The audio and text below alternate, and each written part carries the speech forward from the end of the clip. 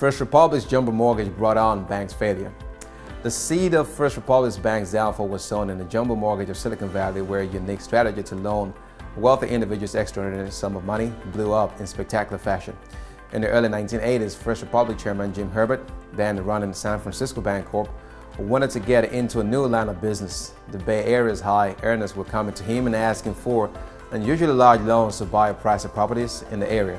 Why don't we do a couple of these and see how they go? Can't bankrupt the whole bank, Herbert said to the firm's president, according to an account of the conversation on First Republic's website.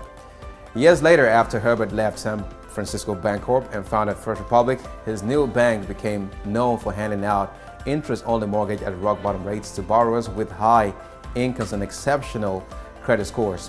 Typically, they didn't have to start repaying the principal for a decade. Now, demand for the loans surged during the pandemic as wealthy buyers sought mortgages deals that would allow them to keep the bulk of their money in higher return investment.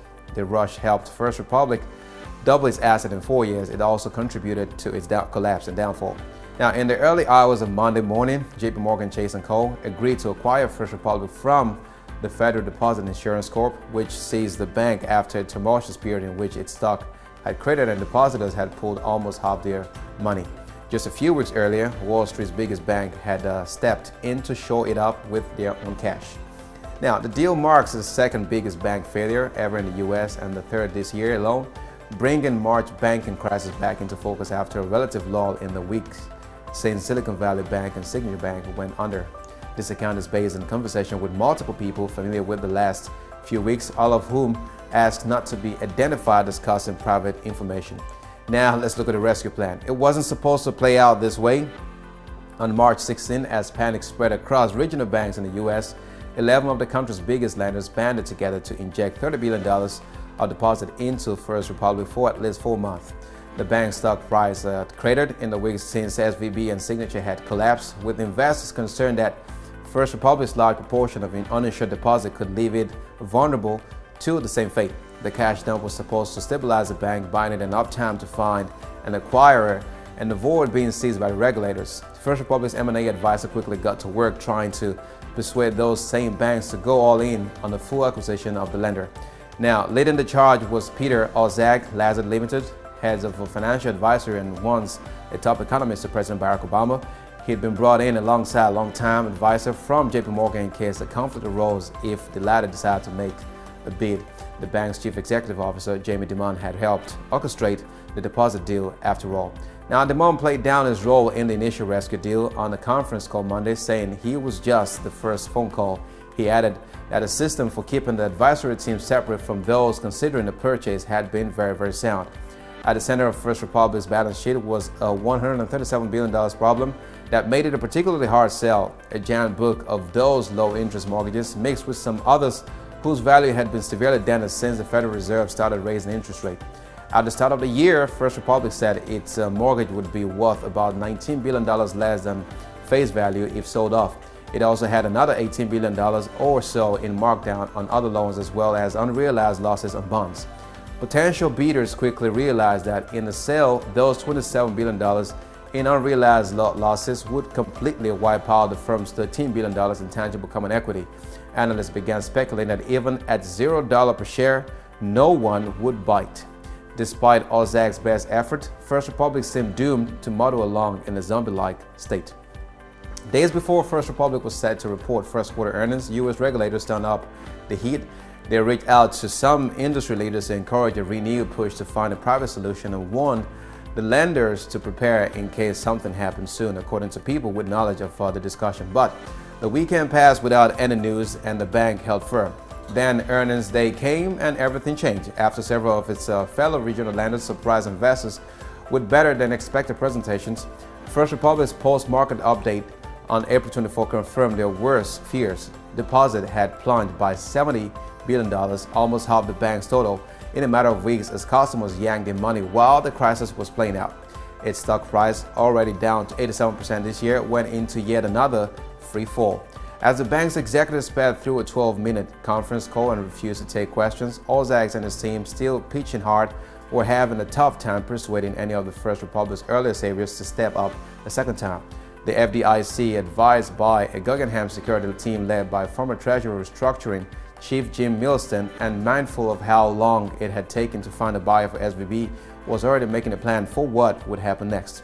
The advisors from Guggenheim faced their own challenges. Though they wanted to gauge interest in the potential receivership process, they couldn't provide much new financial information while the bank was still in a going concern. Meanwhile, deposits were once again flying out of First Republic, and any leaked risk sparking a deeper run on the bank.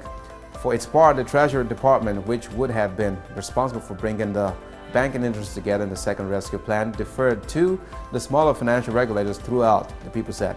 For the potential bidders, the reasoning was simple. Why make a deal now, they thought, when if they waited a few days, they could probably buy the bank directly from the FDIC with better terms. That put them at an impasse with the agency, which was desperate to avoid the losses to its deposit insurance fund that would be inevitable if it seized the firm. For days, the game of cat and mouse played on. Now, part of the problem was that any viable way to shore up First Republic that its advisors pitched, including buying just their underwater bonds at full value or taking an equity stake in the company, would only set the stage for a competitor to later get a sweeter deal for the entire bank. Meanwhile, First Republic's wealth manager would jump in ship for rivals, damaging its most lucrative franchise. In the end, the FDIC blinked first, asking banks late last week to outline what they will pay and, crucially, how much it will cost the agency's fund. Offers were due noon on Sunday, and by that afternoon, the FDIC had fielded formal bids from 4 institutions: JP Morgan, Citizens Financial Group, Fifth Third Bancorp, and PNC Financial Service Group. Now, the agency ultimately went with JP Morgan because it pitched a so-called whole bank deal, vowing to assume all deposit. That meant the FDIC wouldn't need to use the systemic risk exception to cover uninsured deposit. But still, the agency's deliberations dragged late into the night, frustrating the giant team that each bidder had put together to run the deals. Now, JP Morgan now owns about $173 billion of First Republic's loan, $30 billion of securities, and $92 billion in deposit. It will share any losses on the firm's single-family and commercial loans with the FDIC and repay the deposit that the other banks put in March. This is actually a very good outcome for everyone, Dimon said Monday. This is how the system is meant to work. Now, the open houses. For First Republic's Herbert, the sale brings to an end the 40-odd years he'd spent building the bank from a single branch in San Francisco's financial district to 93 offices across the U.S. with total assets of more than $200 billion. JP Morgan said Monday it won't keep the First Republic name, and it will rebrand some of its existing wealth centers. In the early days, Herbert trawled open houses across San Francisco, networking with brokers who could pitch the bank's jumbo mortgages to their clients. Over the next couple of decades, First Republic weathered the savings and loan crisis of the mid-1980s, went public on the NASDAQ, and expanded into wealth management in New York with the acquisition of Traynor Wortham, a storied investment firm with an office in Midtown Manhattan. In 2007, month before the global financial crisis started to engulf the world's bank, Merrill Lynch paid $1.8 billion to buy First Republic. The acquisition was a bet that the bank's wealthy mortgage customers would move the bulk of their money into Merrill Lynch and pay for its brokerage services. Barely 18 months later, Bank of America swallowed Merrill Lynch and its First Republic subsidiary as Wall Street imploded around it. Now, less than a year after that, the First Republic was back in Herbert's hands as a part of a management buyout backed by General Atlantic and Tom Barrack's Colony Capital. Now, there is nothing that cements a culture more than a successful challenge that the team overcomes as a group, Herbert said at that time. Now, in some ways, Sanders' resolution was a win for the FDIC. Unlike the drawn-out, multi-week effort to shift SVB off its book, the deal was done and dusted in a weekend, just as the regulators prefers.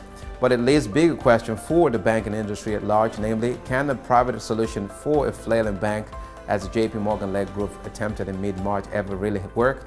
As some senior executive at the bank that contributed money to the effort said, it certainly couldn't be done more than once. Now, this is another one-off solution to the liquidity crisis, James Fotheringham and Rufus Hone of BMO Capital Markets wrote in a note Monday. We worry the market will find another target for funding concerns.